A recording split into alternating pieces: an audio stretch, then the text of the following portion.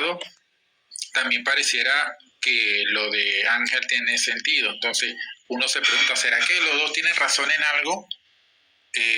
Puede ser, ¿no? Por ejemplo, puede ser que el elemento histórico de que cuando Cristo asciende a los cielos, muere, resucita, se puede ver de manera corporativa, así como que todos estamos resucitados. Sin embargo, puede ser que en un sentido efectivo o aplicativo, eso se hace una realidad cuando nos convertimos, y ahí entonces tendría razón Ángel. Me parece que en ese sentido ambos pueden que tengan razón, y no sería necesariamente un dilema. Puede ser que las dos sean verdades y uno se está afincando en cada esquina. Cristo, cuando resucita, en un sentido objetivo logra la redención de los que van a llegar hasta el final, y aquellos que, bueno, esas personas que en el tiempo escuchan el Evangelio y se convierten, en efecto, participan de eso en un sentido ya subjetivo. Es lo que, por ejemplo, en Efesios capítulo 1, cuando hablan de nos escogió en Cristo, lo llaman como la unión decretiva. Decretiva porque todavía no estábamos místicamente unidos a Cristo ante la fundación del mundo. Simplemente, y luego la unión mística ocurre en el tiempo cuando somos salvados y todo esto, ¿no? Así que en ese sentido. Creo que para mí en ese sentido ambos puede que tengan razón. Argumentativamente, bueno, en ese contexto, cuando yo estaba escuchando el debate, yo iba por la vía de Ángel, o sea, yo estaba apoyando a Ángel García. Sin embargo, pasado el tiempo, pasados los meses después, yo leo el pasaje, por ejemplo, de Efesios, que es el paralelo con Colosenses, y otros pasajes más, y como que, o sea, la perspectiva de Winston también cobra sentido. O sea, yo honestamente pienso que el punto está entre esas dos ideas. Entonces, retóricamente los dos estuvieron bien, quizás Ángel, por el contexto de que la gente suele verlo como un pasaje más aplicado en el tiempo y no como algo histórico, pues parece que ahí Ángel tiene la ventaja, pero sería como que un 51-49. Entonces, yo no, en ese sentido lo veo así. ¿Hay un debate que tú asumes que te ganaron, un debate? Uno es orgulloso y podría decir que nadie le gana un debate. Eso, de hecho, yo creo que todas las personas que dicen que debate, no digo todas, algunas que pueden decir que, de hecho, conozco una persona que dijo que perdió un debate. Yo personalmente creo que ningún debate lo he perdido. Ahora, hay un debate en el que quizás no tuve mucha retórica, fue mi primer debate con el de Winston. Porque pienso que yo di unos argumentos, él dio otros, estamos debatiendo la expresión limitada, y él atacó monigotes de paja de mi posición.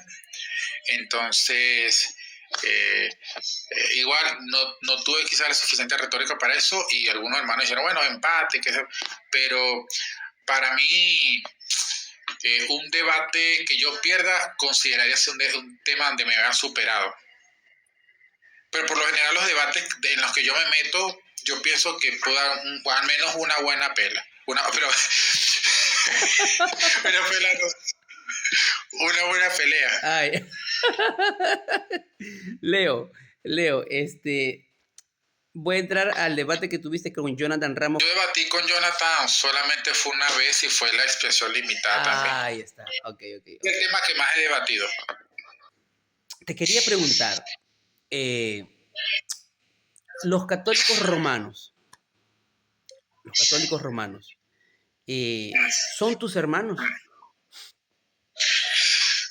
A ver, la respuesta es sí y no, dependiendo de qué estemos hablando. Si te refieres al católico común en general de la calle, la respuesta sería no. La mayoría de ellos son personas inconversas. Si hablamos de personas que pues van a la iglesia, que son fieles, en las cuales se ha visto fruto del Espíritu, y que uno al menos, digamos, subjetivamente hablando, porque es un elemento subjetivo, uno percibe esa hermandad, esa pasión, deseo de ser fiel a Cristo, pues yo diría, esta persona siento que es un hermano en la fe. O sea, a pesar de esas cuestiones, sí, yo diría que sí. Sin embargo, hay un peligro que es el tema de la veneración que ellos tienen, que ya ahí raya en la idolatría. Entonces es un pecado muy peligroso. Entonces eso es el problema, ¿no? Claro, por ejemplo, tú podrías decir, por ejemplo, porque creo que yo conozco un católico en las redes que A la verdad, su conducta, bueno, al menos por lo poco que se le ve, y podría decir otro más, pero voy a mencionar a Horacio Justo, creo que se llama, ¿no? Algo así.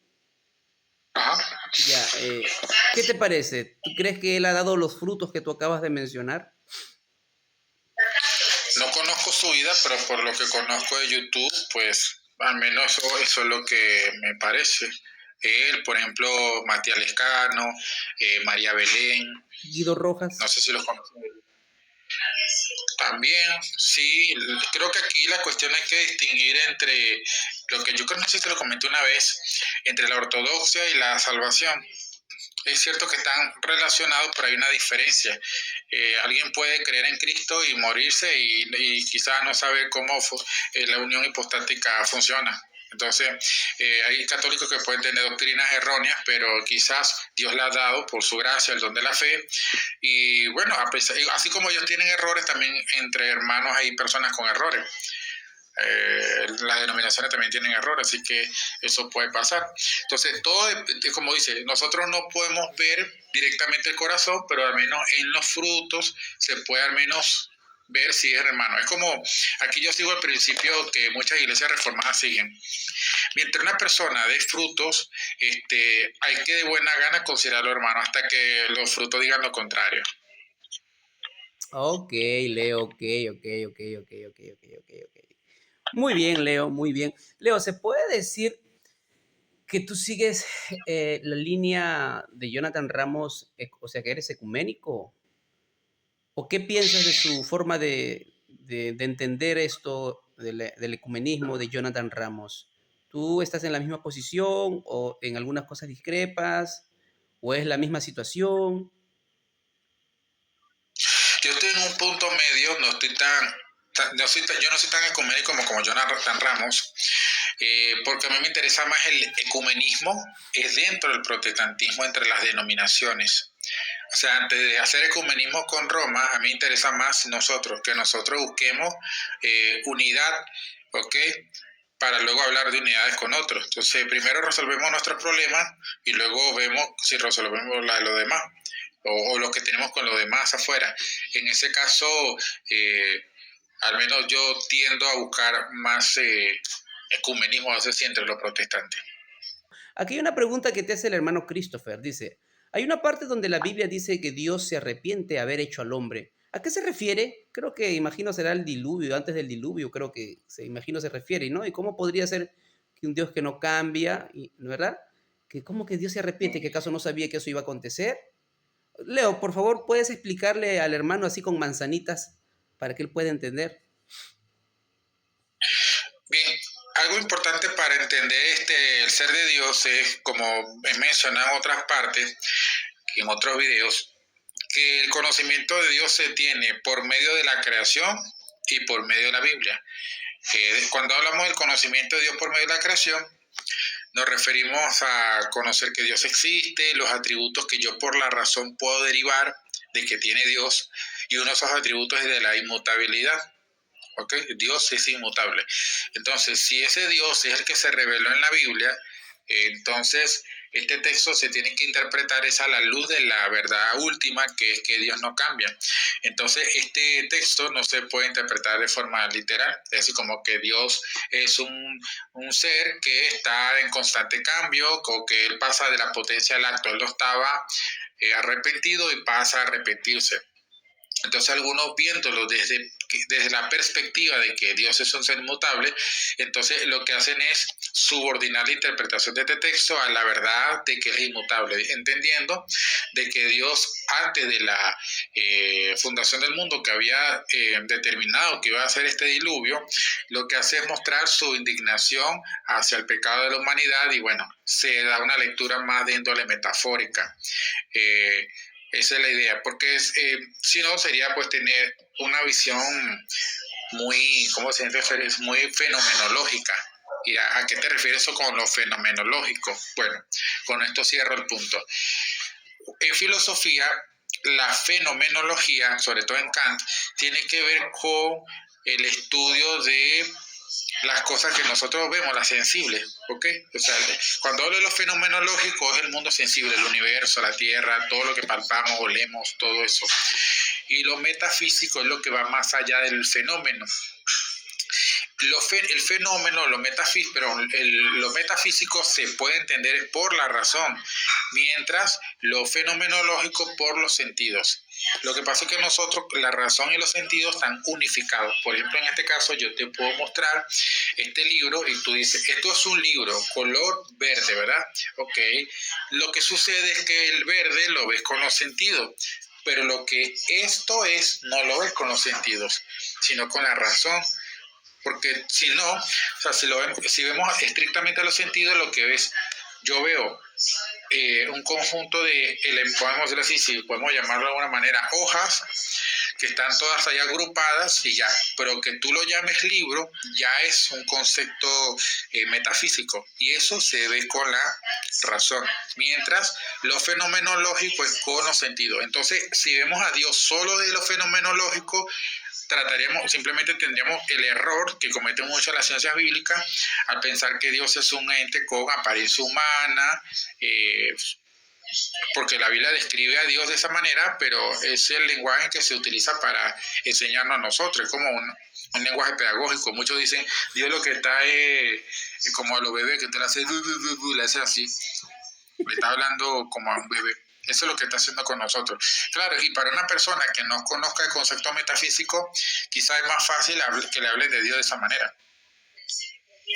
Ok. Entonces sí, eso es una expresión metafórica. Ahí diría, bueno, ¿y por qué hablaste de todo esto? Porque hablé del fundamento, el por qué es metafórico. Yo puedo decir así simplemente, el texto se entiende de manera metafórica. Ahí no está hablando de que Dios tiene un cambio, sino que Dios simplemente lo que está mostrando es su indignación contra el pecado del hombre y actúa en consecuencia de ello. Pero diría, bueno, ¿quiere decir que en Dios hay cambio? No, porque Dios ante la fundación del mundo ya tenía este conocimiento de estas cosas, entonces Dios eso no lo tomó por sorpresa. Entonces esa verdad se subordina a una verdad más importante o jerárquicamente primaria, que es que Dios ante la fundación del mundo conocía eso, Dios no cambia, y sobre esa premisa lo otro se interpreta. Es como la escatología. Hace un rato te pregunté sobre el catolicismo, ¿no? Si son tus hermanos o no, y tú respondiste, bueno, prácticamente que en su mayoría no, excepto algunas personas que hayan dado fruto verdaderamente, que el Espíritu Santo los ha transformado. Entonces tendríamos que decir, amado Leo, que para ti la doctrina de la justificación solo por la fe no es fundamental, dado que estos católicos entienden la justificación por fe y también justificación por obras. ¿Qué puedes decir al respecto a esta observación que te estoy haciendo? Sí, la doctrina de la justificación por fe es fundamental para la teología, pero no para la salvación. Para la salvación lo que es fundamental es la fe en Cristo. Entonces ahí está la diferencia. Las personas son salvas por la fe en Cristo, no por creer en la doctrina de la justificación por la fe. ¿Cómo tú ves de la perspectiva de Lutero, él estaría de acuerdo contigo o él discreparía contigo en lo que tú acabas de comentar? Posiblemente discrepe y le esté en un contexto, porque quizá habría que ver, pues no sé, que no, yo tengo por cierto un libro ahí de Lutero, las obras de Lutero, pero tendría que ver si él logra distinguir entre la fe dada como don y la doctrina de la justificación por la fe. ¿Ok? Entonces eso es lo que yo diría, pero probablemente no la distinguiría, y aparte que él esté en un contexto donde las personas tienen una actitud bastante dogmática. Hoy en día hay personas así, pero es diferente el contexto en el que está Lutero. Hoy en día las personas suelen ser más pacíficas, discuten más abiertamente. Tú ves el lenguaje de Lutero es bastante agresivo, es diferente. Entonces sí, claro que probablemente discreparía de mí en ese caso. ¿Por qué si Jonás dijo que, como Jonás era un profeta, por qué si Jonás anunció que Nínive iba a ser destruida y luego no se cumplió? Y digo esto y aclaro porque en cierta ocasión, hablando con un testigo de Jehová, ¿no? Y yo le estaba ahí diciendo de que, oye, pero tus fundadores profetizaron cosas que no se cumplieron y entonces son falsos profetas. Y él sacó el caso de Jonás, no, pero che, ahí tú ves, tú tienes ahí un caso que que un profeta, y Jonás un profeta, y profetizó, y al final no se cumplió, y eso no quiere decir que él sea un falso profeta. Entonces, ¿tú cómo le responderías a un testigo de Jehová si en caso sacara ese argumento? Ok, mira, sobre el tema de los profetas, yo recomiendo, hay un canal que se llama Tercer Milenio o Third Millennium en inglés. Hay una versión en español. En ese canal hay una playlist donde habla de los profetas. ¿Ok? Ahí está Richard Pratt y otros teólogos, creo que varias denominaciones, pero él es presbiteriano. Y hay videos, hace años yo lo vi y bueno, es bastante bueno. Bien, recuerdo que ahí hablabas un poco, creo que sobre eso y cómo funcionan algunas cuestiones de la profecía del Antiguo Testamento. Pero bueno, eso digo para el que quiera ver, profundizar en ello. Ahora, yo de una manera simple y sencilla respondería lo siguiente. El mismo texto de Jonás te explica el por qué Dios no destruyó a ese pueblo. No es porque es un falso profeta. De hecho, déjame buscarlo aquí rápidamente. Dice aquí Jonás capítulo 4, 4:10. Dijo Jehová, recuerda que aquí hay una planta que se le murió y él se enojó por ello.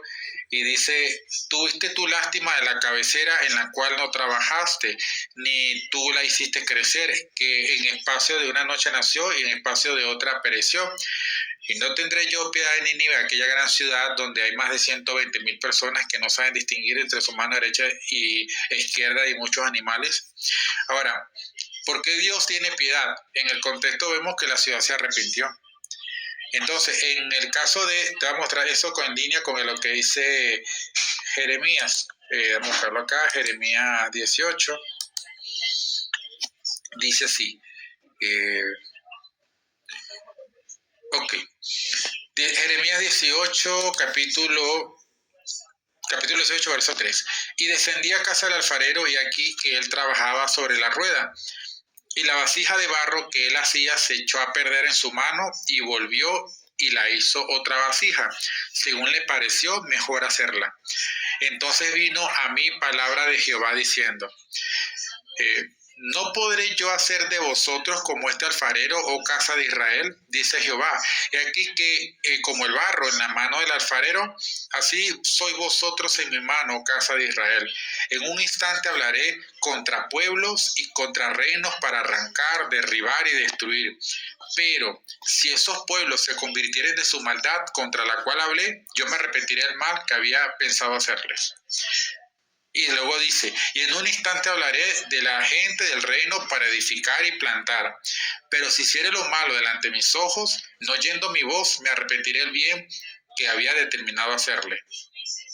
Entonces, esto en línea con lo de Jonás, plantea que Yahvé, Dios, anuncia una destrucción y si ellos se arrepienten, Dios no le va a hacer ese mal. Sencillito, desde la teología bíblica.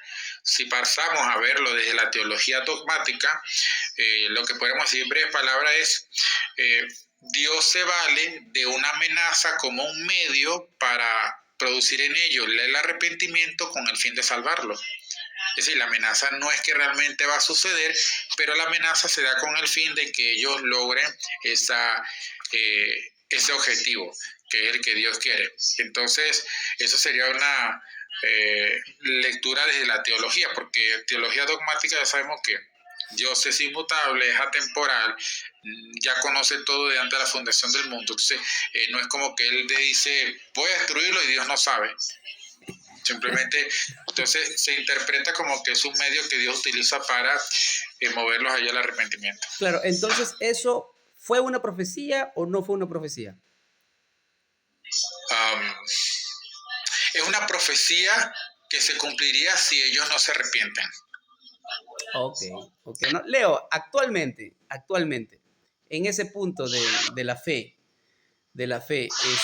porque digo actualmente porque creo que después de que tuvo el debate que tuvo Jonathan Ramos con Dante Urbina, creo que tú te manifestaste que había visto un cambio en tu postura. ¿En qué consiste el cambio, Leo? ¿En qué consiste el cambio que tú manifestaste? Creo que habías cambiado de posición en cuanto a este tema justamente de la Elección, creo, ¿no? La predestinación, no recuerdo. Sí, la predestinación. Bueno, hay cambios que tienen consecuencias que se le siguen, lógicamente, ¿no? Al menos es lo que procura hacer. El cambio tiene que ver con la doctrina de la predestinación. Yo creé una predestinación condicional y pasé a crear una incondicional. Hay un detalle que no había fijado en la cuestión de la simplicidad divina, que es importante, porque yo sostenía una elección condicional, pero lo que pasa es que en esa elección condicional yo quería evitar poner como a Dios reaccionando. O sea, como que Dios ve en el túnel del tiempo, por así decirlo, y entonces por eso Él va a escoger a una persona. Sino que yo sostenía lo que es una elección condicional con el concepto de la ciencia media, en la que Dios conoce antes de la fundación del mundo, antes del decreto, mejor dicho, hablando, lo que serían los contrafácticos de lo que harían las personas en los diferentes contextos, y aunque es un conocimiento antes del decreto, no es un hecho en efecto no actualizado. Entonces Dios decide que actualizar y entonces hace el decreto. Entonces, Este es bueno, molinismo. sí, molinismo, exacto. Al menos el molinismo lo aplicaba para la cuestión del decreto, ¿ok? En ese sentido, para buscar evitar la elección incondicional, porque eso de lo de la presencia simple a mí no sé, no me convence mucho.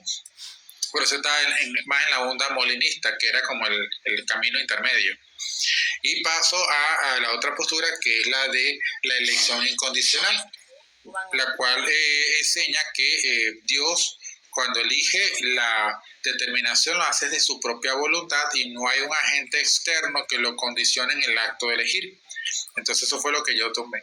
A partir de allí se dan ciertas consecuencias. Lo que pasa es que yo no adopto todo lo que es la posición del tulip, sino que mantengo lo que llamaríamos un agustinismo reformado, es decir, elementos de la doctrina de Agustín con la doctrina reformada. Y en ese sentido, no soy realmente totalmente un calvinista. Sin embargo, entre un arminiano y calvinista, yo estoy al lado del calvinista.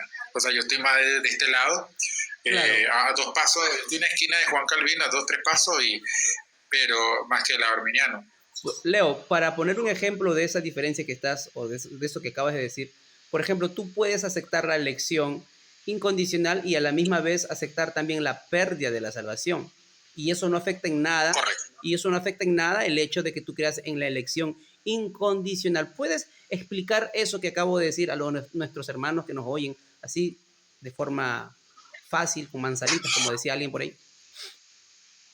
Sí, bueno, hay quizás algunas cuestiones que habría que resolver, digamos, es un tema que yo voy a estudiar con el favor de Dios más adelante, pero digo porque sé que hay objeciones que se plantean de lado y lado, pero algunos caen en el extremo de decir, la salvación se pierde y no hay seguridad.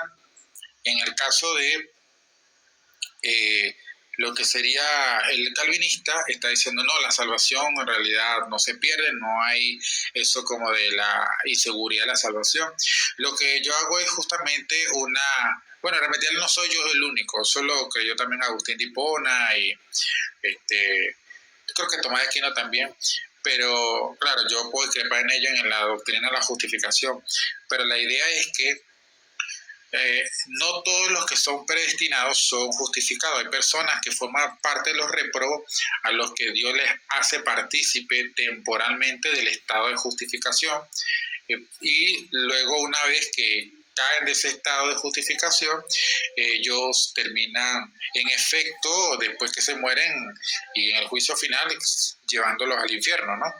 Mientras los que son predestinados a la vida eterna, Dios les da el don de la perseverancia para que lleguen hasta el fin. Entonces, ninguno de los predestinados de Romanos 8:29 se va a perder. A los que predestinó, eso llamó, eso justificó, eso glorificó. Sin embargo, hay algunos que no forman parte del conjunto de los predestinados, a los cuales Dios le hace partícipe del estado de justificación. Entonces, en ese sentido, en la iglesia, el creyente debe tener ese sentido de urgencia de permanecer, porque pues debo puede ser que yo me pierda, pero sí sé que si persevero hasta el final, no fue por mi propia capacidad autónoma, sino que en realidad la gracia de Dios que me hizo perseverar hasta el final. Entonces, esa tensión que tú ves en la Biblia, porque hay textos como que parecen hablar de la pérdida de salvación y otros de la seguridad, eso se reconcilia en la postura mía que es de la síntesis. Bueno, acá están preguntando, a ver, por aquí preguntan, nuestro apreciado Daniel.cruz dice, pregunta, si la fe es para todos, ¿por qué muchos nunca creen? Bueno, ¿entiende la pregunta, Leo? Si la fe es para Sí, todos, pero yo ¿por no qué creo que la muchos fe nunca para, creen? yo no creo que la fe para todos. ¿Cómo dices, Leo? Repítelo para que el hermano vuelva a escuchar. La fe dada efectivamente no es para todos. Escucha, Daniel. Entonces ahí Dale, dale. Bueno, ahora sí puedo decir lo siguiente. En Romanos capítulo 2, versículo 4 dice, hablando del hombre impío en general, o menosprecia la riqueza de su benignidad, paciencia y longanimidad, ignorando que su benignidad te guía al arrepentimiento. Está hablando de un hombre impío al que la bondad, la riqueza de Dios, o sea, su paciencia, lo guían al arrepentimiento. Pero este guiar parece ser hecho de una manera resistible, porque dice el verso 5, pero por tu dureza y por tu corazón no arrepentido, atesora para ti mismo ira. Entonces parece que a personas que no son parte de los predestinados, que atesoran ira para el día de la ira, Dios en un cierto modo lo está guiando al arrepentimiento sin que ese acto culmine de forma efectiva en el arrepentimiento. ¿Ok? En cambio, a los que son predestinados y también algunos de los réprobos, ese acto se hace efectivo, es decir, Dios le da la fe efectivamente y el hombre no puede evitar justamente creer. En ese sentido, la fe de forma efectiva no se le da a todos. Es un don que Dios efectivamente se da a algunos. Ok, Leo. Bueno, y estando en esta pregunta, en esta respuesta, ¿qué de aquellas personas que no oyeron el Evangelio? ¿Qué de esas personas que no tuvieron esa dicha que nosotros tenemos de saber que hace 2000 años hubo un Salvador, ¿verdad? Un Cordero Santo que fue sacrificado por nosotros, que murió y resucitó, y que a través de ese sacrificio nosotros al creer, ¿verdad? Por ese don de la fe que Dios da, nosotros tenemos salvación. ¿Qué de aquellos que no sabían nada del sacrificio de Cristo? ¿Qué de las otras naciones que no sabían nada que en un futuro iba a venir un Mesías, ¿no? Porque digo un futuro porque al menos Abraham sabía que iba a venir un Mesías, eso es lo que más o menos entiendo en el en el Nuevo Testamento, ¿verdad? De que Isaías 53 mismo, ¿verdad? Entonces, pero ¿qué de los otros pueblos que no sabían? ¿Qué de esas personas que nunca oyeron nada de esto? ¿Tendrán alguna oportunidad de salvación aquellas personas? Leo, te escucho. Solamente tienen oportunidad de salvación si creen en el Evangelio. Entonces, si no escucharon el Evangelio, pues obviamente lo que indica con toda más probabilidad es que no se van a salvar. Yo pudiera hacerlo, no hay nada imposible para Dios en ese sentido, pero es mucho más probable que se pierda. Hay textos como Romanos 2:12 que dice, los que sin ley han pecado, sin ley también perecerán, y todos los que bajo la ley han pecado, por la ley serán juzgados. Entonces, en ese sentido, la Biblia no considera como inocente a personas que no han escuchado el Evangelio. Pero sí, yo puedo decir en breves palabras que la verdad es que no hay esperanza para aquellos que no son creyentes. Y es cierto que en la Biblia los que tienen menor conocimiento tendrán un castigo en menor grado comparado con aquellos que sí escucharon el Evangelio y lo rechazaron. O sea, la condenación es mayor para aquel que conociendo rechazó el Evangelio que aquel que no conoció y pues nunca lo rechazó. Ahora sí, perdón. Claro, como las ciudades que Cristo menciona, ¿no? Que en el día del juicio el castigo Exacto, será sí. más tolerable, bla, bla, bla, bla. Tú te acuerdas y los demás se acuerdan también, ¿no? Leo, pero si eso es así, disculpa, pero pareciera que voy a apoyar al calvinismo, pero no, no soy calvinista, por favor, no se confundan. Leo, pero si eso es así, en cierta forma el calvinismo no tendría razón cuando dice que la expiación es limitada, Leo, porque no fue entonces el sacrificio que estuvo dispuesto o a disposición de todos los seres humanos que han existido hasta ahorita. Bueno, la respuesta no, porque si hay personas que son salvas y pierden la salvación, entonces Cristo no solamente murió por los elegidos, porque los que son salvos y se pierden no forman parte de los elegidos, entonces disfrutaron de los beneficios de Cristo. Ya queda refutada la posición, lógicamente hablando. Pero vamos a lidiar un poco con el punto que plantea. Aquí también depende de que entendamos por la que hizo Jesús en la cruz. Hoy justamente había un video de un hermano de Cápsula de Teología, están hablando de que si Dios mató al hijo, no, qué sé yo, están discutiendo de eso. No vi todo el video, pero se estaba hablando del tema, uno de mis temas favoritos, que yo estaba pensando hablarlo en el canal hace rato, pero hablamos de otros temas. Era de las teorías de expiación. Y creo que la teoría de expiación de la sustitución penal junto con la de Christus Victor, ambas unidas, pueden ser una visión mucho más englobadora.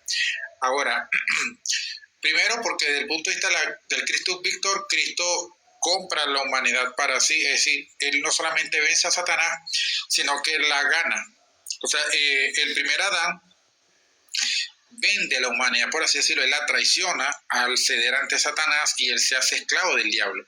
Recuerda que se utiliza el principio de guerra antiguo, el derecho de guerra. Cuando un ejército vencía a otro, el vencido era hecho esclavo el que lo venció. Entonces, Satanás vence a Adán y a Eva, la humanidad queda esclavizada a él, así como, bueno, fui hecho esclavo, mis hijos también son esclavos y así sucesivamente, ¿no? Los hijos de Adán son esclavos a causa de eso, pero Cristo, al no ser un pecador, nunca haber pecado, él vence a Satanás y como consecuencia, como Satanás pierde ante él, él gana como segundo Adán a todo el género de la humanidad y él es el Señor sobre todo, vivos y sobre muertos. En ese sentido, él necesariamente tuvo que haber muerto por todos sin que necesariamente lo salve.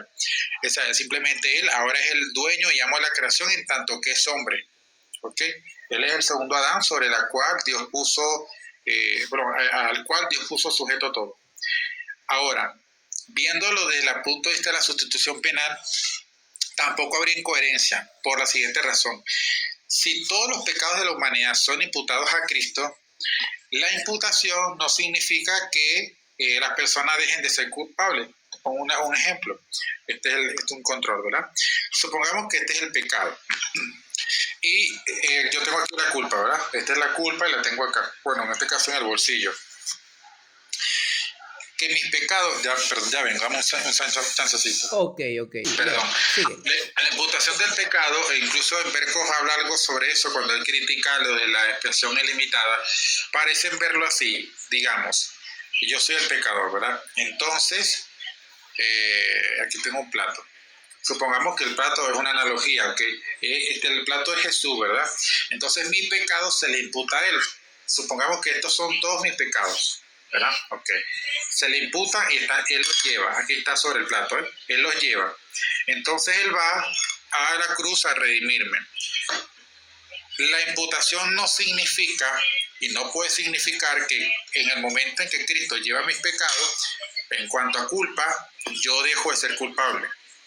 No, porque la Biblia presenta que las personas siguen estando bajo la ira de Dios. De hecho, yo le pregunto mucho de la expiación limitada. Antes de convertirte, ¿estabas bajo la ira de Dios, sí o no? Me dicen, sí, yo estaba bajo la ira de Dios. ¿Cómo? Si esa ira fue agotada. ¿Cómo es que entonces sigue estando bajo la ira? No tiene sentido. Entonces, yo sigo teniendo culpa. ¿Por qué? Porque la imputación es se está replicando en Cristo la culpa. Yo sigo siendo culpable. Del mismo modo que cuando Adán pecó, ¿verdad? Digamos que yo soy Adán en este caso y tengo un hijo, mi culpa se le imputa al hijo, pero yo sigo teniendo también culpa. Y luego, digamos que ahora yo soy un hijo de Adán y la culpa yo la tengo, pero sigue transmitiéndose la culpa de generación en generación. Entonces, es una réplica de la culpa en cada descendiente. ¿Ok?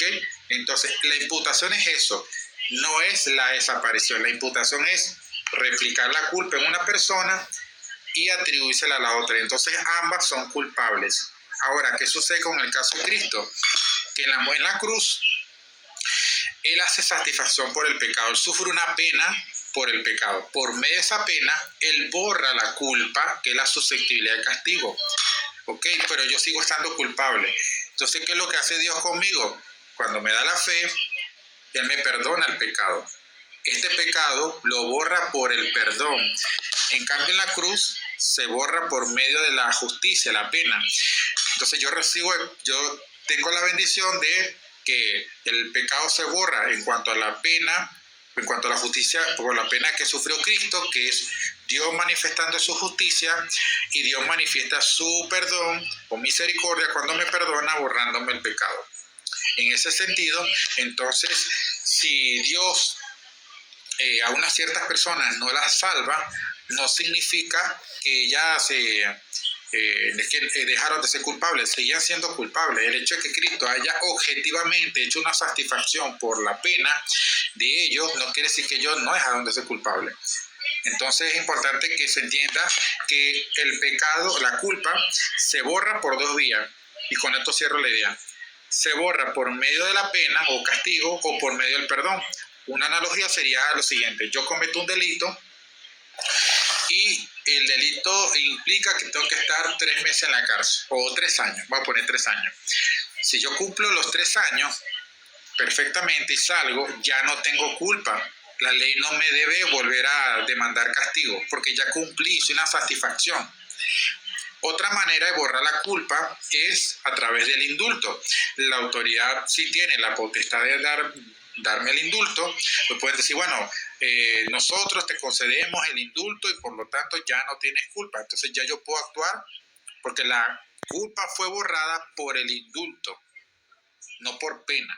En el caso de nosotros, cuando Cristo lleva los pecados, se replican en él la culpa, se borra en él por medio de la pena. Ahí está la justicia, pero todavía nosotros la tenemos y en nosotros se borra por medio del perdón. Y ahí está, y pues no habría incongruencia en creer en la expiación limitada desde el punto de vista de la sustitución penal. Lo que tendría que argumentar una persona que cree en la expiación limitada es cuando una vez a Cristo se le imputan los pecados, yo soy culpable. Si es así, ipso facto, no hay necesidad ni siquiera de la propia redención. ¿Para qué Cristo va en ese sentido como pagar una pena así? De hecho, en sí mismo, el hecho que la imputación ocurra ya me libra a mí de eso. La Biblia enseña que el pecado es borrado por medio del perdón. Leo, entonces, a ver, estábamos en el tema de la pregunta que te hice, ¿no? Que de aquellos que no, nunca escucharon el Evangelio, recuerdo que dijiste que son culpables, no hay ningún inocente, y yo estoy de acuerdo ahí, todos somos culpables. Al menos entiendo que Leo cree en una expiación, Leo, en todo caso, tú creerías en una expiación ilimitada. Sí, obviamente con una aplicación limitada. Así es. Claro, claro, claro. Ok. Leo, en cuanto a la depravación total, obviamente que la debes sostener. Para que sostengas la elección incondicional, tienes que sostener también la depravación total, ¿no? ¿Y por qué, Leo? ¿Por qué? ¿Por qué no puedes desechar la depravación total y quedarte con la elección incondicional? Si es que es así, ¿y por qué? Bueno, quizás pudiese sostenerse una no depravación total, pero ese es otro tema. Pero vamos con el caso de por qué sí. Bueno, hay razones bíblicas. De hecho, aquí estoy buscando la diapositiva donde tengo algunos, aquí está. Bueno, la pregunta sería, ¿por qué?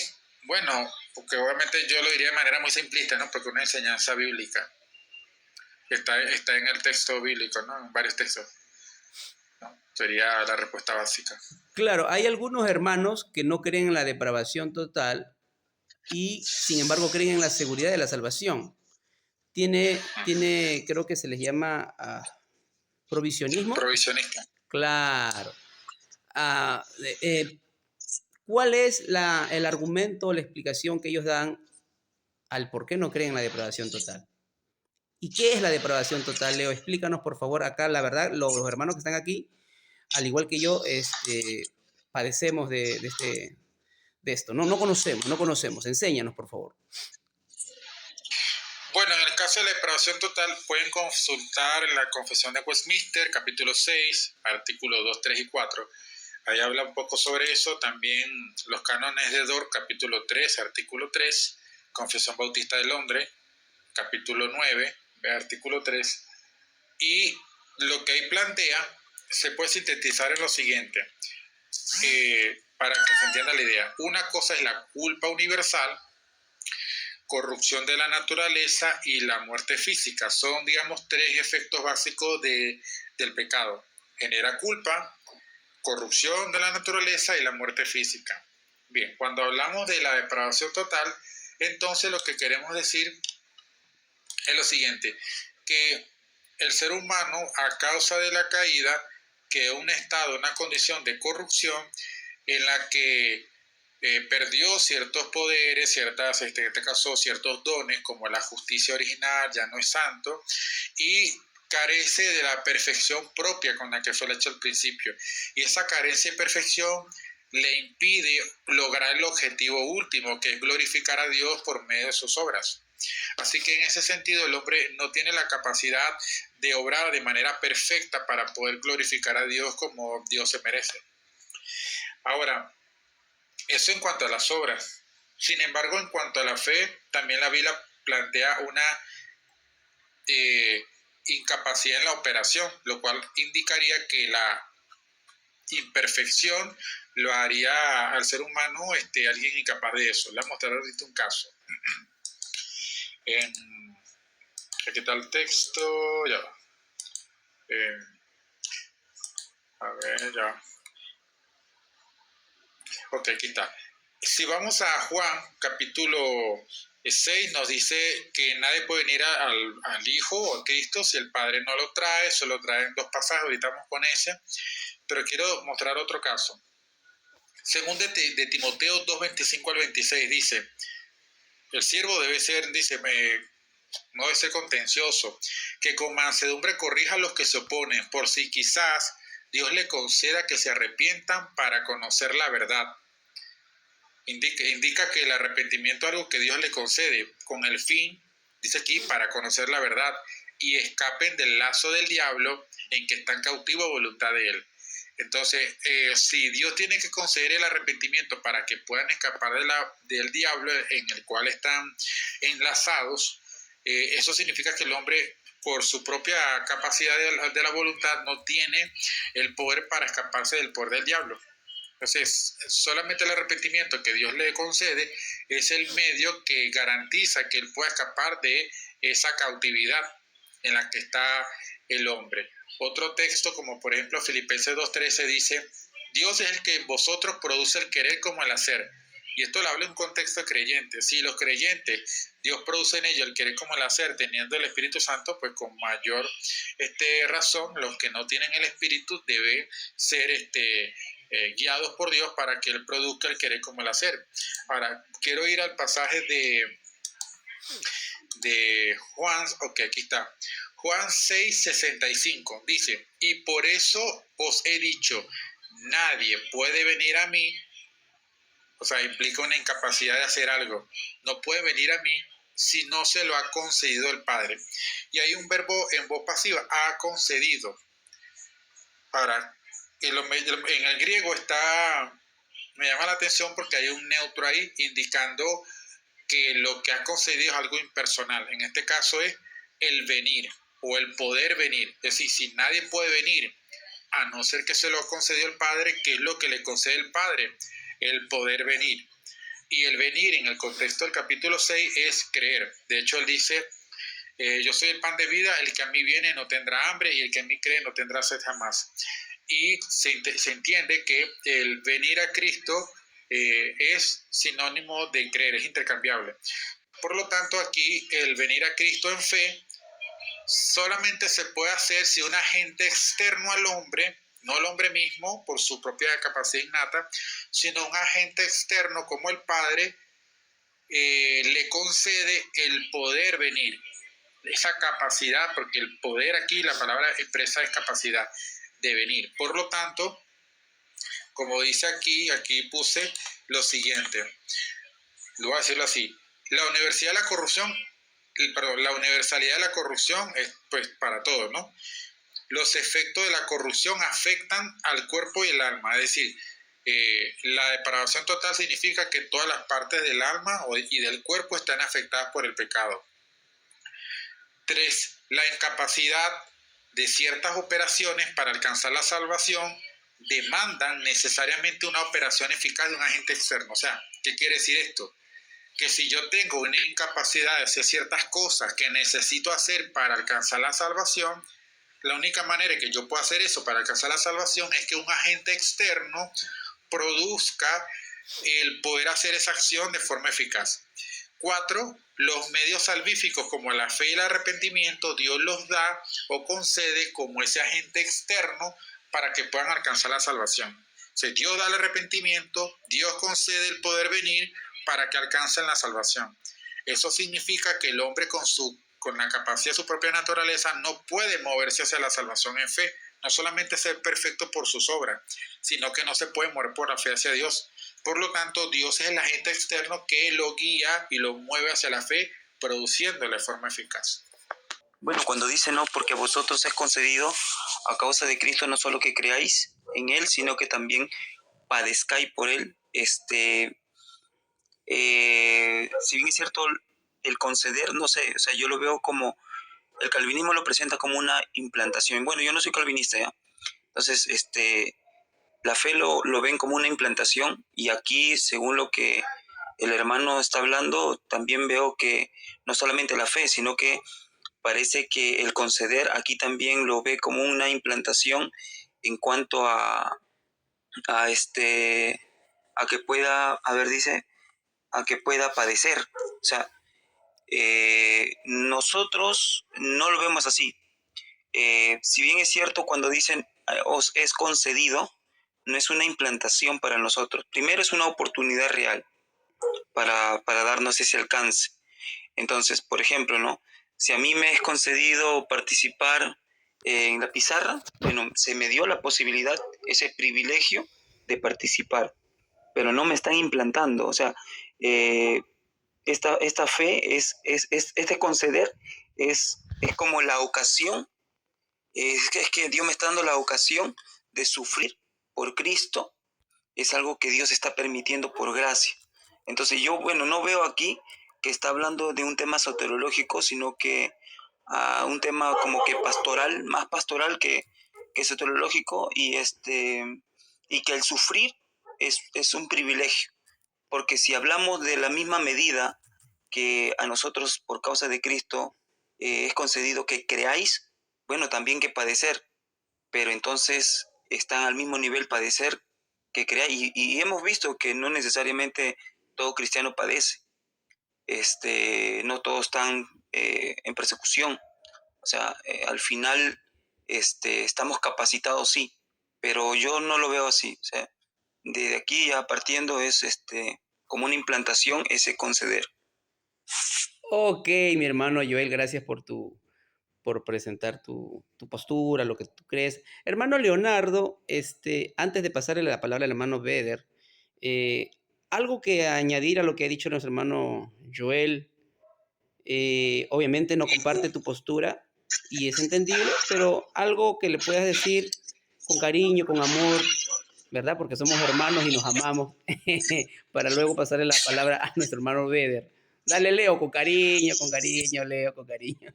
Que acordé el meme del Rabacuco. Arrepiéntate, hijo del diablo.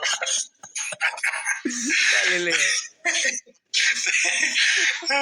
Bueno, sí, mira, yo entiendo que algunos le hacen esa lectura del conceder como simplemente un privilegio. Pues si es un privilegio, pues el creer es un privilegio que solamente se le concede a algunos y no a todos. Del mismo modo, como tú bien dices, algunos cristianos no padecen por él, pues justamente porque no a todos les es concedido. O sea, no es que yo decido elegir sufrir por Cristo. Si yo sufro por él, porque él me lo concedió. Ya ahí está aceptando que es algo que viene de Dios, no del hombre. Ahora, yo no creo que porque algo sea un don necesariamente tiene que haber un influjo interno. ¿Por qué? Por la naturaleza del don. El don de la fe requiere que necesariamente tenga un influjo. Es decir, que la voluntad sea movida a creer, mientras el padecer no.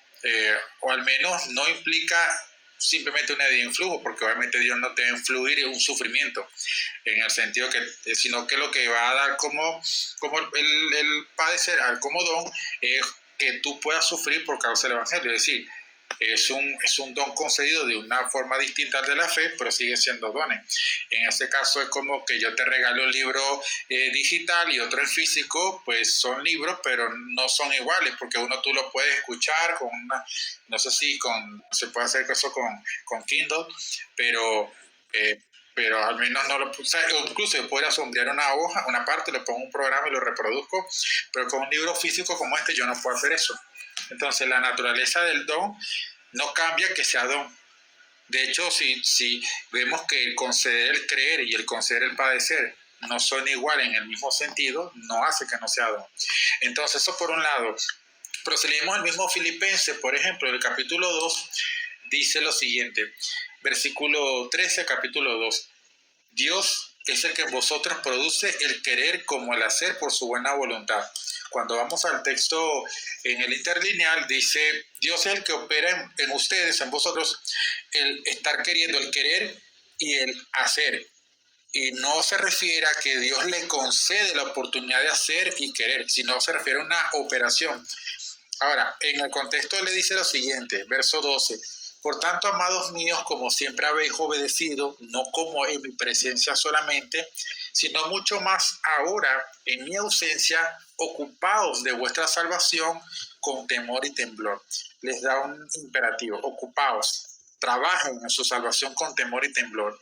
Y el verso 13 da la explicación, porque Dios, es decir, va a dar la razón por la que Él les ordena que se ocupen en su salvación con temor y temblor, o sea, temorosamente y temblorosamente, porque Dios es el que en vosotros produce el querer como el hacer por su buena voluntad.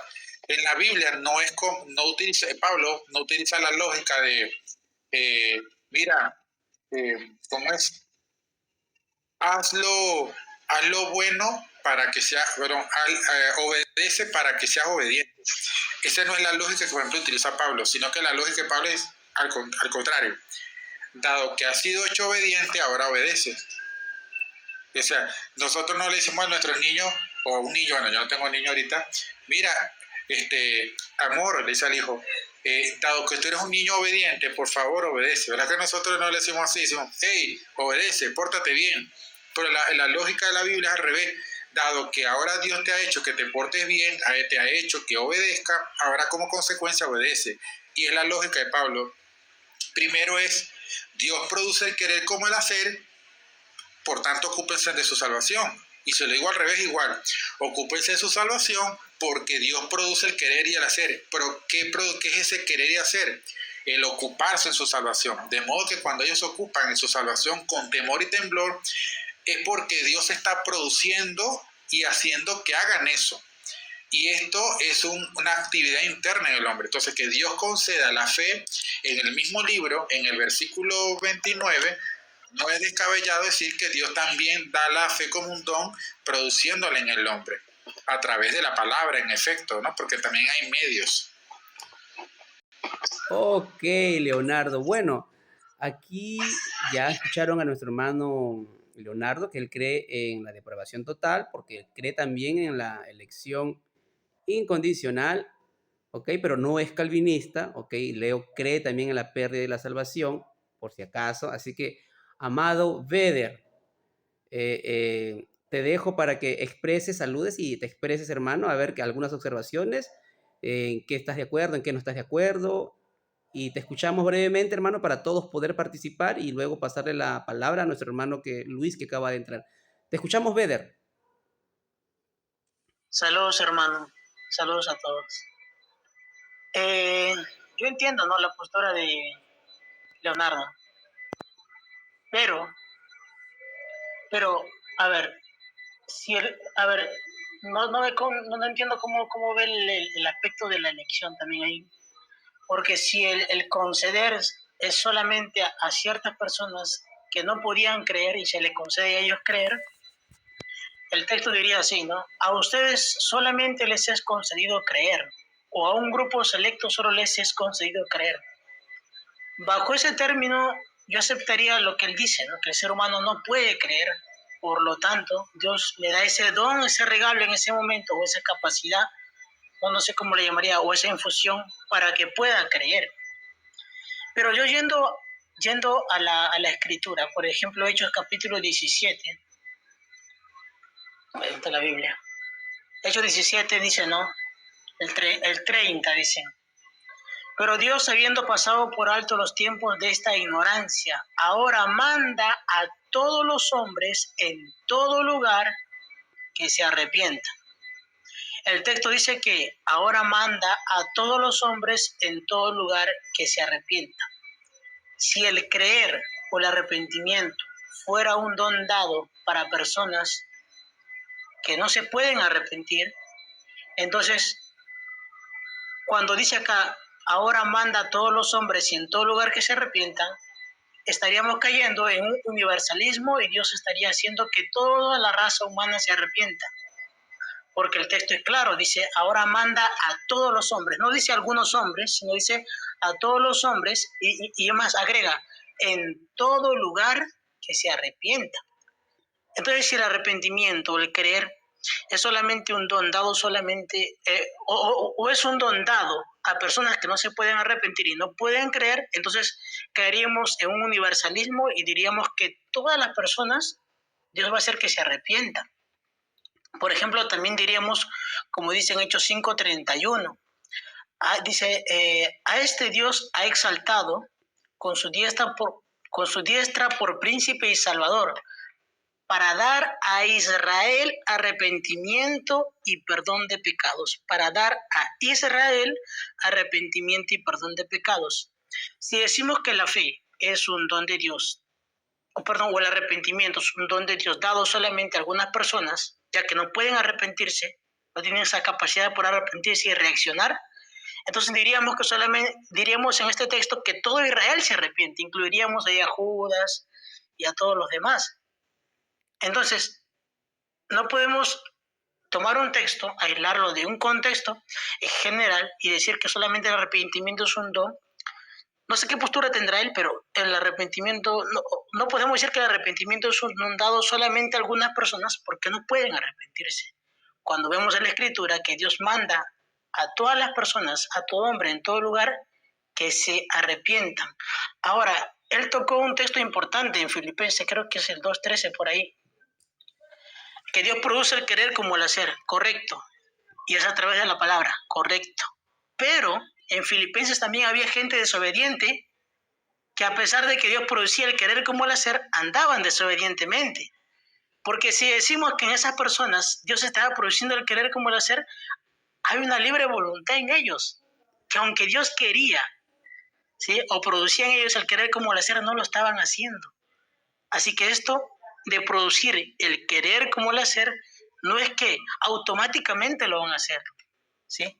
Dios no exime esa voluntad del hombre para que pueda obedecer eso que Dios quiere a través de su palabra.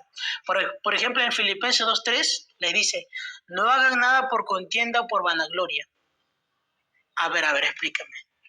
Si Dios estaba produciendo el querer como el hacer en ellos, entonces había en ciertos cristianos que Dios no producía el querer como el hacer. Y Pablo exhorta, no hagan por contienda ni por vanagloria. En el 4:2 dice que algunos estaban, que tenían que tener un mismo sentir, ¿sí? Y así, ¿no? Claro. En el 1:15 tenían envidia y contienda, o sea, diríamos, entonces en ellos no producía el querer como el hacer, entonces. O sea, no es automático, sino que la persona tiene que rendir su voluntad y de esa manera obedece, ¿no?, a Dios. No es algo automático. No sé si me captaron, pero... Entiendo tu punto de vista, Beder. Mire, acá es tema abierto. Vamos a escuchar a Leonardo que te va a responder. Hermano Leonardo, con cariño, trátamelo bien a Beder, con cariño, ¿ya? Dale, pero con amor, entendiendo que él es nuestro hermano lavado por la sangre de Cristo. Te escuchamos, Leo. Bien, una pregunta antes de empezar, Beder, ¿no?, que fue el que comentó. En Hechos 5:31 dice, lo citaste, dice, a este Dios ha exaltado con su diestra por príncipe y salvador, para dar a Israel arrepentimiento y perdón de pecados. Cuando dice para dar a Israel arrepentimiento y perdón de pecados, ¿a qué te refieres? ¿Qué entiendes ahí que dice el texto? Brevemente. Dale, Deder. Ok, ahí la palabra griega creo que es sisomi, estoy leyendo acá, que puede ser entregar o otorgar, ¿no? Pero ¿qué quiere decir que para dar a Israel arrepentimiento y perdón de pecados? ¿Cómo entiendes eso? Bueno, que les dio arrepentimiento y perdón de pecados, como dice el texto, ¿no? Para dar, como se ve en la traducción. Perfecto. Ok, voy a continuar entonces. Bueno, sí, yo estoy de acuerdo. Para Israel arrepentimiento y perdón de pecados. Entonces, diría, bueno, si esto se refiere a dar el arrepentimiento como un don, entonces quiere decir que Judas y todas estas personas se salvaron, qué sé yo, y los impíos también. Pero es cierto que los impíos no se arrepintieron, entonces queda refutada esa objeción. Independientemente de lo que de cómo entendamos este Israel, que si es un Israel total o es un Israel como remanente, aquí el arrepentimiento es dado por Dios y como consecuencia también el perdón, porque el perdón de pecado es algo que Dios otorga y es un don también. El perdón de los pecados es la salvación y la salvación es un regalo por gracia. Así que tanto el arrepentimiento como el perdón de pecados son dones de Dios. Eso es lo que indicaría. Si Dios lo da, entonces algo que no lo da al hombre. El hombre no le da el arrepentimiento a Dios, sino que Dios le da el arrepentimiento al hombre. Al igual que el perdón de pecados. Ahora, si estamos hablando de un arrepentimiento en un sentido efectivo, dado efectivamente, al igual que perdón de los pecados, no se puede referir a todo Israel, puede referirse perfectamente a el Israel que terminará en efecto salvo, que es el remanente escogido, como dice Romanos 9. Y esto lo cito simplemente para conectar el pasaje. No todo Israel es Israel. Pero la verdad es que Bede citó varios pasajes, aunque estaba hablando de un mismo tema. Voy a lidiar con algunos pasajes de los que recuerdo que citó. Este fue uno. No creo que sea una referencia a que todo Israel, porque si él cree que se le dio efectivamente a Israel, él tendría que aceptar que se le dio a Israel el perdón de los pecados. ¿Ok? Creo que ahí tendría problemas con eso, o sea, todos los israelitas. Ahora, respecto al caso de si la fe es un don, bueno, el mismo Hechos capítulo 18, verso 27 dice lo siguiente: y queriendo él pasar a Acaya, los hermanos le animaron y escribieron a los discípulos que le recibiesen, y llegado él allá, fue de gran provecho a los que por la gracia habían creído. Aquí la frase preposicional por la gracia está modificando el participio habían creído, indicando que a estos que habían creído, la gracia es el medio que los llevó efectivamente al acto de creer. Por lo tanto, tenemos aquí que si ellos creyeron por la gracia es un don de Dios, por lo tanto ellos creyeron por causa de un don dado. Tenemos aquí un efecto de que la gracia no es algo que tiene un origen en la capacidad de la naturaleza humana, sino que Dios proporciona a la naturaleza humana la capacidad para que ella pueda ejercer el acto de creer. Eso indicaría justamente el don. Otro caso es el de, yo por aquí anoté, espérate un momento. En el caso de Hechos 17, yo hace años, hay un libro, leí esto, hay un libro de hermenéutica, introducción bíblica, que es el más sencillo. Es como que utilizan en las asambleas de Dios, es como de primaria, y es el de Ed Lund.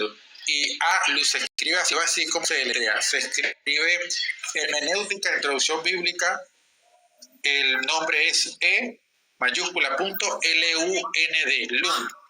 Y el otro escritor es A mayúscula punto Luce. Sería Luz. Estos dos autores. De todas maneras, igual, entonces que no se puede voltear la pantalla. Aquí se ve el libro. Voy a mostrar un momentico en pantalla. Este es el libro en digital, solo que aquí hay que comprarlo. Yo lo tenía en físico hace tiempo. Creo que se lo regaló un pastor, pero yo no lo tengo aquí. Por aquí hay una versión que aparece y justamente yo leí ese detalle. Cuando habla del significado de las palabras son polisémicas.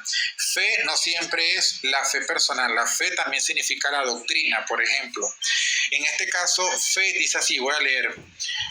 3 dice, de ejemplo, de los ejemplos que ofrecemos a continuación, se verá cómo varía según la frase, texto, versículo, el significado de algunas palabras muy importantes, acentuando así su importancia de esta regla. Y pone un ejemplo. Fe. La palabra fe ordinariamente significa confianza, pero también tiene otras acepciones. Leemos de Pablo, por ejemplo, y cita: ahora anuncio la fe que en otro tiempo destruía. Dice, del conjunto de esta frase vemos claramente que aquí la fe no significa creencia, o sea, la doctrina del Evangelio, es lo que quiere decir, ¿no? Dice el apóstol que Dios juzgará con justicia por aquel varón al cual determinó, dando fe a todos con haberle levantado a los muertos.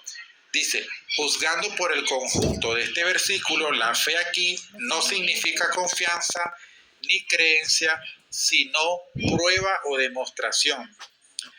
Entonces, el libro de hermenéutica indica que el significado de fe en ese pasaje de Hechos 17, cuando dice, y dándole fe a todos, no se refiere a la fe subjetiva con que las personas creen en Cristo para la salvación, porque los impíos no pueden tener fe en Cristo dada si ellos no tienen conocimiento del Evangelio. Eso sería absurdo, porque la fe con la que somos salvos implica un conocimiento del Evangelio. Entonces, los que no saben de Cristo no pueden tener fe en ese sentido. Cuando dice dando fe a todos, tampoco se está refiriendo a toda la humanidad. Dice dando fe a todos con haberle levantado a los muertos. Entonces significa que lo que está hablando es del testimonio de las pruebas. En otras palabras, dar testimonio o dar fe en este caso es lo mismo. Y por lo tanto está hablando de la fe concedida como don para la salvación. Entonces sería una mala lectura para hablar de eso. El otro caso es el de Filipenses. Cuando en Filipenses dice, capítulo 2, versículo 13, que bueno, la Biblia habla de personas que desobedecen. Sí, es que nadie ha dicho que las personas son impecables. Lo que estoy diciendo es que cuando las personas se ocupan en su salvación y con temor y temblor, es porque Dios produce en ellos eso. Eso lo que quiere decir que el bien que ellos hacen, lo hacen porque Dios produce eso. Es muy obvio que en Efesios capítulo 2, versículo 10 dice, somos hechura suya en Cristo Jesús, preparados para buenas obras, las cuales Dios preparó de antemano. La palabra preparó de antemano es la expresión que significa predestinar de una manera diferente, pero expresa la misma idea, así como habla de el reino preparado para vosotros desde la fundación del mundo. Bueno, estas obras han sido preparadas de antemano para que anduviésemos en ellas. Entonces, estas no son obras que son improvisadas, son ya preparadas.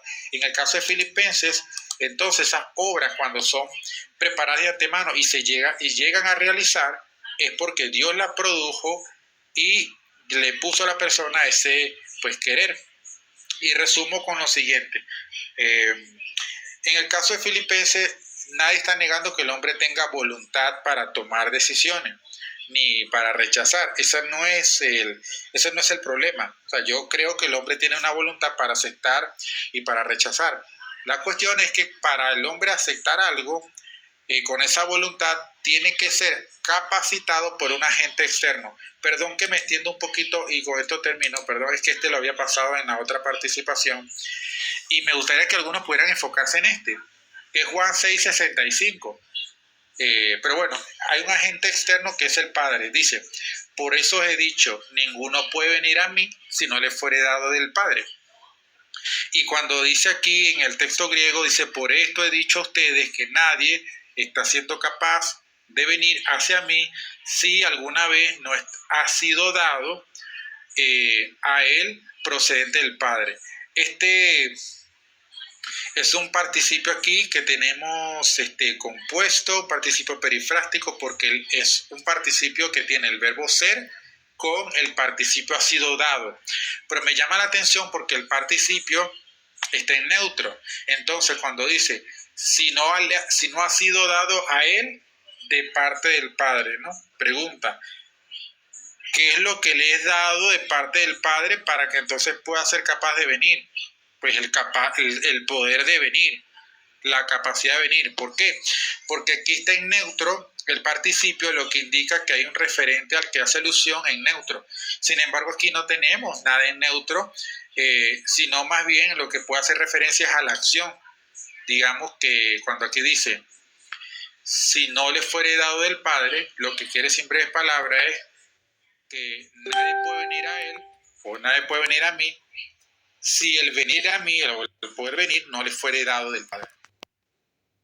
Tiene que existir un agente externo que no soy yo, que me conceda algo, y una vez que me concede ese algo, yo puedo venir a Cristo. Si no, no. Es lo que dice la gramática, pero bueno, ahí lo dejo. Leonardo Sánchez, buenas noches. Buenas noches. Me hubiera gustado en algún programa tocar el tema sobre la voluntad del verbo, o la voluntad humana del verbo, porque, o sea, yo tengo, o sea, mi idea de que el cuerpo preparado por el Padre, y que todos también nosotros tenemos cuerpo, no tiene voluntad. O sea, el cuerpo no tiene voluntad. Lo que tiene voluntad es el espíritu. Y en el caso del verbo, tiene la voluntad del Padre. O sea, no puede tener una voluntad humana. Entonces, a mí me gustaría tocar ese tema porque el cuerpo es funcional. O sea, por decir, no hay una voluntad de decir tengo frío, porque el espíritu no tiene frío ni el alma tiene frío. Y el cuerpo es lo que siente, es una función del cuerpo. Hambre tampoco tenemos. Entonces me gustaría más adelante tocar el tema, ¿cuál es la voluntad del verbo? ¿Cuál es la voluntad humana del verbo? Porque puede haber varias voluntades, ¿no? Porque después toda la voluntad del verbo es la voluntad del Padre, ¿no? Ese tema me gustaría tocarlo en algún momento. Me gustaría hacer una pregunta a Tocayo. Brevemente, si él cree que la naturaleza de Jesús solamente era el cuerpo humano. Tú sabes que en Hebreo 10:5 nos dice ahí las diferentes traducciones. Dice, por lo cual al entrar en el mundo, dice, sacrificio y ofrenda no has querido, pero un cuerpo has preparado para mí. Entonces, si Leonardo, tú lo pones en la gramática, entonces acá nosotros que tendríamos que deslindar, dice que él viene en espíritu, no viene con su cuerpo preparado, ¿no? O sea, hay un cuerpo que se le está preparando en el vientre, pero él está viniendo del cielo. Entonces a él se le ha preparado un cuerpo. Entonces, ¿cómo puede tener el verbo una voluntad humana? Porque él viene con la voluntad del Padre. Entonces tú me dijiste que tenía una voluntad del cuerpo, o sea, voluntad humana. Entonces, ¿en dónde radicaría tener una voluntad humana? Pero ya va, no me respondió la pregunta. Cristo solamente tenía un cuerpo como naturaleza humana. O sea, para ti la naturaleza humana de Jesús es solamente el cuerpo. No, o sea, mira, él se le prepara un cuerpo y el Padre le prepara y le da vida en sí mismo. Y entonces él ocupa el cuerpo que le prepara a su Padre. Entonces, como es un tema muy para tomarlo como novedoso, porque normalmente se dice solamente tiene voluntad humana y queda el tema ahí, ¿no? Es como cuando, por ejemplo, encontramos en Génesis, dice el fruto del árbol y lo dejamos ahí, pero tenemos que ahondar porque, por ejemplo, en un caso, si viene un cristiano nuevo y quiere acogerse a la palabra de Dios, a Jesucristo, entonces nosotros tenemos que explicarle, pero ellos nos van a hacer preguntas humanas. Nos van a hacer preguntas científicas. Entonces nosotros tenemos que abarcar todo. Porque, por ejemplo... A ver, yo lo que quiero saber, vuelvo a repetir, si tú crees que la humanidad de Jesús solamente consiste en un cuerpo humano. O sea, como te digo, él ocupa el cuerpo porque lo dice la palabra de Dios. Ajá, yo sé que lo ocupa. La pregunta es si consiste en un cuerpo humano, nada más. Por eso, mira, entonces ahí viene la pregunta, porque va a ser un tema fuerte. O sea, ¿cuál sería la voluntad humana del verbo? Yo te lo voy a responder, yo te lo voy a responder, pero yo quiero saber qué tú entiendes por naturaleza humana. O sea, que la naturaleza humana de Jesús era nada más su cuerpo. Sí, el verbo tiene la voluntad del Padre. Ok, entonces para ti, claro. Ok, ya, para ti voluntad no. Para ti la naturaleza humana de Jesús consistía en su cuerpo. O sea, si yo digo, Cristo asumió naturaleza humana, quiere decir que solamente asumió cuerpo humano. Eso es lo que tú quieres decir. Ajá, pero como te digo, él asume el cuerpo, pero viene con la voluntad del Padre. O sea, en ningún momento... Ok, claro, ya va. Yo no estoy tratando el tema de la voluntad del Padre ahorita, yo quiero ir por partes. Primero quiero saber si tú entiendes naturaleza humana como cuerpo. Por lo que veo, sí, para ti naturaleza humana es equivalente a cuerpo y viceversa, en el caso de Cristo. Claro, el cuerpo de todos, tanto lo de ustedes como mío, es un cuerpo funcional. O sea, el cuerpo, por decir, si tú tienes, por ejemplo, una persona, un paciente en coma, lo primero que muere es el cerebro y el cuerpo sigue funcionando. O sea, sigue sintiendo el frío, algunas funciones, pero no está muerto. O sea, el cuerpo sigue funcionando, pero el cerebro ya no funciona. Entonces, pero yo no estoy hablando de si el cuerpo, ya va, espérate, yo no estoy hablando de si el cuerpo funciona o no. Estoy hablando de qué es la naturaleza humana, porque estamos hablando de conceptos metafísicos, no biológicos. Ya, entonces ahí te explico, porque tú me dijiste ayer, me dijiste que tenía una voluntad humana. Entonces yo te digo, lo agendamos diciendo, por decir, cuáles serían las voluntades humanas del verbo. ¿Cuáles serían las voluntades humanas del verbo? Porque hay que detallarle, porque pueden estar escuchando nuevos y van a decir solamente lo vamos a pasar así por tibio y le vamos a decir es voluntad humana sin explicar. Y tenemos que explicar esa parte. ¿Cuál sería la voluntad humana del verbo? Yo lo voy a explicar, pero yo necesito, justamente por eso te pregunté, precisar que entiendes por naturaleza humana, porque me da a entender que tiene una visión apolinarista de la encarnación. Apolinar enseñaba que cuando Cristo se encarnó, él no tenía alma humana, espíritu humano, sino nada más un cuerpo. Entonces, es por eso te preguntaba, porque el concepto histórico de encarnación significa que Cristo cuando se encarnó unió a su persona divina un cuerpo y un alma racional. ¿Ok? Eso es lo para aclarar. Ahora, para sintetizar la idea. Primero, la voluntad no es algo que se encuentra en el cuerpo. O sea, lo que encuentra en el cuerpo es el cerebro. La voluntad es algo que es una facultad del alma, es decir, del elemento inmaterial que constituye la naturaleza humana. Primero, en nuestro caso, en la unión del cuerpo y el alma, que es un elemento inmaterial, esa unión hace que exista una hipóstasis. Nosotros somos hipóstasis. ¿Qué es una hipóstasis? Una sustancia individual, subsistente, que no depende de otra. ¿En qué sentido? En un sentido absoluto, ¿no? Porque dependemos de la comida y todo eso. Cuando digo dependencia es que yo soy yo, tú eres tú, estás por allá. O sea, yo no necesito de ti en ese sentido para la existencia. Somos independientes. Pues, ¿qué pasa si a un ser humano le cortas una mano? Bueno, esa mano que está desprendida es una sustancia individual, pero no es una hipóstasis. ¿Por qué? Porque la mano está diseñada para ser parte de un todo, que es el cuerpo. ¿Ok? A eso voy. Ahora, entonces la hipóstasis es algo completo. Un perro, un caballo, son ente compuesto y ellos también son hipóstasis. Pero nosotros somos hipóstasis racional. Ahí nos distinguimos de ellos.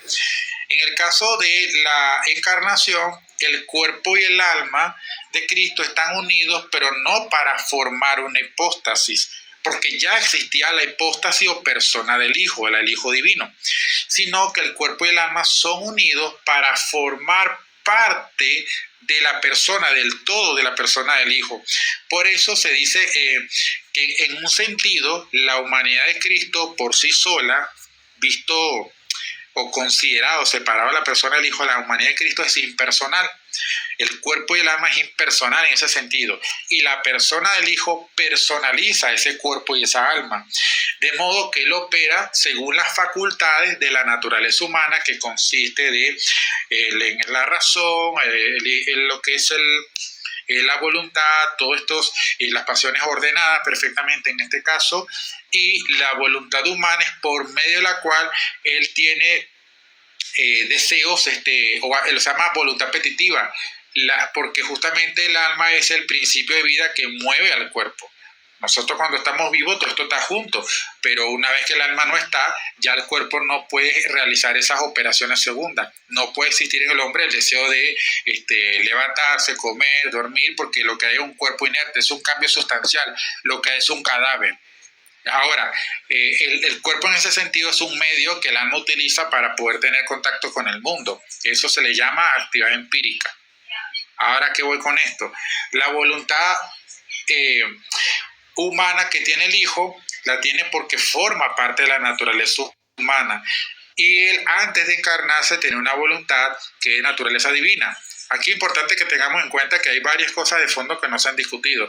Primero, Dios es totalmente simple. La voluntad del Padre, el Hijo y el Espíritu Santo es una sola. No existen dos ni tres voluntades en Dios. Dios no está compuesto. Como consecuencia, cuando el Hijo se encarna, tiene una voluntad humana que ha sido unida a su persona. Porque cada voluntad, él desea cosas. Entonces, en ese sentido, no hay que confundir voluntad con persona, que es el error de William Gray. La parte de una perspectiva filosófica de construir la realidad. Aquí hay que discutir esto, como lo dicen algunos, si llama parte de la naturaleza. Yo afirmo que es de la naturaleza, porque justamente la voluntad se puede decir que es humana, porque tiene justamente o constituye parte de lo que es la propia naturaleza. Entonces, yo rechazo contundentemente toda afirmación que diga que la naturaleza humana solamente contiene el cuerpo, porque en la Biblia es muy claro, por ejemplo, que en Juan capítulo 11, verso 33, lo siguiente: entonces al verla llorando, y los judíos acompañaban cuando Lázaro se murió, dice, se estremeció en espíritu y se conmovió. Dios no está triste, Dios siempre está alegre, Dios no cambia, es inmutable. Entonces, este estremecimiento en el espíritu por la cual él llora es su espíritu humano, lo que llamamos el alma. El alma se ve estremecida porque ve a estas personas tristes. También cuando en Lucas dice que él muere, dice, Padre, en tu mano encomiendo mi espíritu, mi alma está triste hasta la muerte. Y hay muchos pasajes más donde muestran que Jesús tiene tanto cuerpo como el elemento inmaterial humano, que es el espíritu o alma humana. De hecho, el mismo Jesús cuando habló con Juan, y con esto cierro la idea, en Apocalipsis dice lo siguiente, Apocalipsis capítulo 1, verso 17, el 18, perdón. No temas, yo soy el primero y el último, el que vivo y estuve muerto, mas he aquí vivo por los siglos de los siglos. Este nombre, primero y el último, es un nombre divino que él está apelándose a sí mismo, se lo atribuye. El que es primero y el último dice, el que vivo y estuve muerto. Bueno, aquí justamente se deriva la idea de que Dios murió, que Dios el Hijo. Pero si él estuvo muerto, ¿cómo es que se puede decir que estuvo muerto si él es Dios? Dios no muere. Bueno, porque cuando él estuvo muerto, el alma humana de él estuvo unida a su persona en el más allá. Y por eso él puede decir que él estuvo muerto. El cuerpo estaba en la tumba, en la cruz, y después se puso en la tumba. El alma que estaba en el más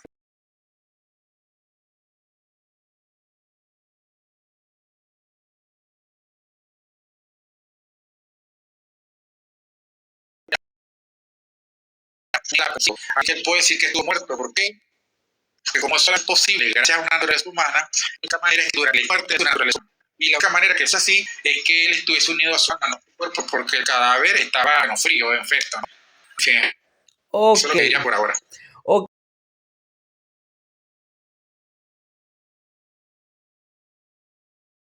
Así que, hermanos, bendiciones para todos.